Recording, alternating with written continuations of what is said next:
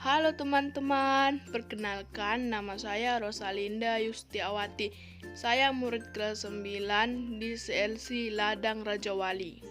Kali ini kita akan membahas tentang potensi budaya Indonesia dan pemanfaatannya.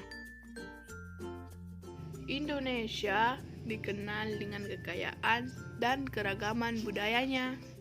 Kekayaan dan keanekaragaman budaya tersebut terbentuk melalui proses panjang melalui interaksi antar suku di Indonesia maupun hasil persinggungan dengan budaya dari negara lain.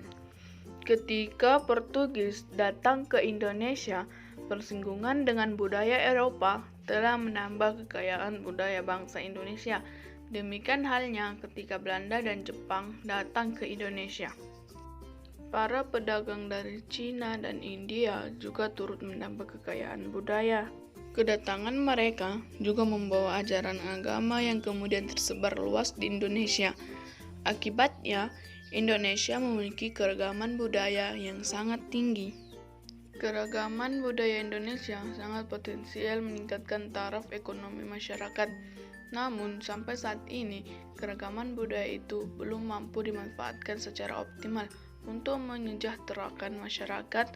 Oleh karena itu, marilah kita pelajari kekayaan budaya bangsa Indonesia dan pemanfaatannya. Setiap suku bangsa di Indonesia memiliki budaya yang berbeda-beda.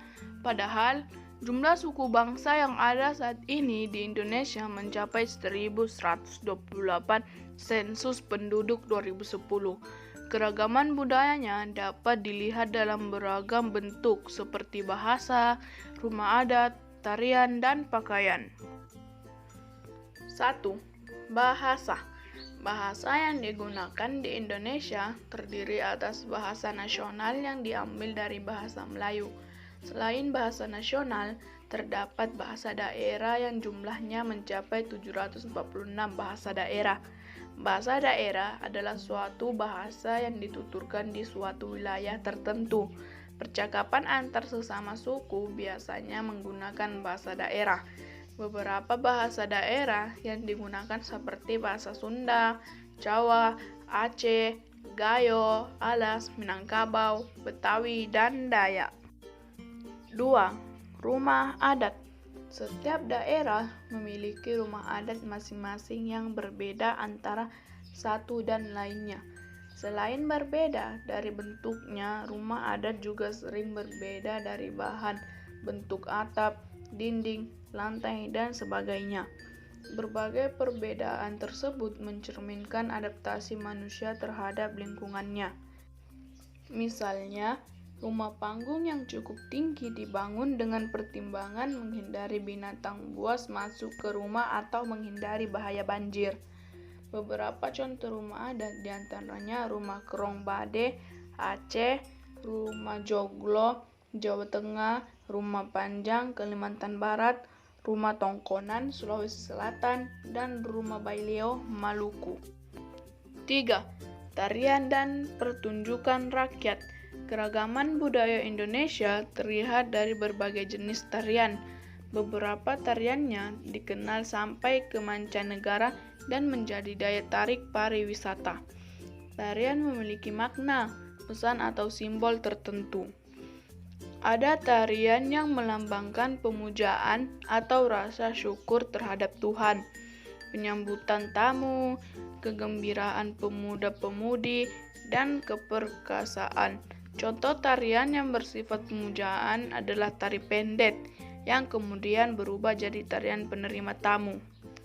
Tari Saman dari Nangroe, Aceh Darussalam, dan tari pendet dari Bali merupakan contoh tarian untuk menyambut tamu.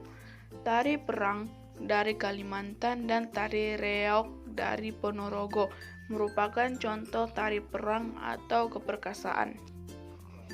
Selain tarian, Indonesia juga kaya akan seni pertunjukan rakyat. Beberapa di antaranya adalah wayang golek Jawa Barat, ludruk Jawa Timur, ketoprak Jawa Tengah, makyon Kepulauan Riau, wayang kulit Jawa Tengah, debus Banten, dan randai Sumatera. 4. Pakaian adat dan senjata tradisional. Dalam melaksanakan aktivitas budayanya, Contohnya, seni pertunjukan rakyat, upacara adat, dan tarian tradisional. Orang biasanya menggunakan pakaian adat yang khas. Pakaian tersebut berbeda antar suku atau daerah, sehingga dengan mudah dapat dikenali dari mana pengguna pakaian tersebut berasal. Pakaian adat biasanya digunakan saat upacara adat, contohnya perkawinan, kematian, kelahiran, dan kegiatan ritual. Beberapa pakaian adat daerah tersebut adalah baju bodoh, Sulawesi Selatan, ulos, Batak, baju inong, Aceh, dan baju kurung, Minangkabau. Pakaian tradisional juga biasanya dilengkapi dengan senjata tradisional sebagai hiasan. Beberapa senjata tradisional tersebut adalah rencong Aceh, mandau Kalimantan, golok Jakarta, keris Jawa, badik Sulawesi, kujang Jawa Barat, dan parang Salawuku Maluku. Keragaman budaya Indonesia diakui oleh UNESCO. Banyak negara di dunia kagum akan kekayaan budaya Indonesia karena hanya sedikit negara yang memiliki kekayaan budaya seperti Indonesia. Beberapa daerah memiliki kekayaan budaya yang sangat terkenal keindahannya, misalnya Bali dengan tarian dan upacara adat seperti tari pendet, tari kecak, dan upacara ngaben. Beberapa daerah lainnya juga memiliki budaya yang tidak kalah menariknya, seperti Tanah Toraja di Sulawesi dan budaya suku Sasak di Lombok. Beberapa benda yang tergolong sumber daya budaya adalah peninggalan sejarah dan prosesi adat. Peninggalan sejarah dapat berupa bangunan sejarah, masjid, makam, istana, monumen, situs, dan bekas kerajaan. Arkeologi, museum, galeri, dan artefak, bangunan kuno, objek keramat. Berbagai sumber daya budaya tersebut dapat menjadi paket kunjungan wisata yang menarik. Jika dikemas dengan baik, keduanya akan menghasilkan keuntungan ekonomi yang dapat meningkatkan taraf hidup masyarakat. Pemanfaatannya budaya juga dilakukan dalam rangka mempererat persahabatan antar daerah dan antar negara. Melalui budaya, hubungan antar bangsa dan antar warganya akan makin erat dengan mengenal budayanya. Interaksi antar warga terjalin melalui budaya. Budaya juga dapat dimanfaatkan untuk bahan kajian ilmiah. Pada akhirnya, bahan kajian tersebut memperkaya khazanah ilmu pengetahuan.